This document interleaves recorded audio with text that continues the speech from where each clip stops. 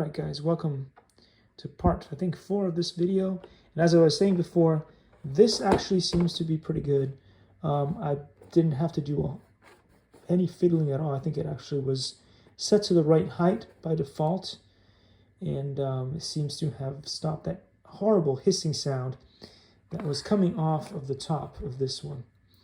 So yeah, hope this set of videos, I think it's 4 videos at this point, helps you guys out with your shopping if you decide to buy one of these things. It seems to have worked just fine.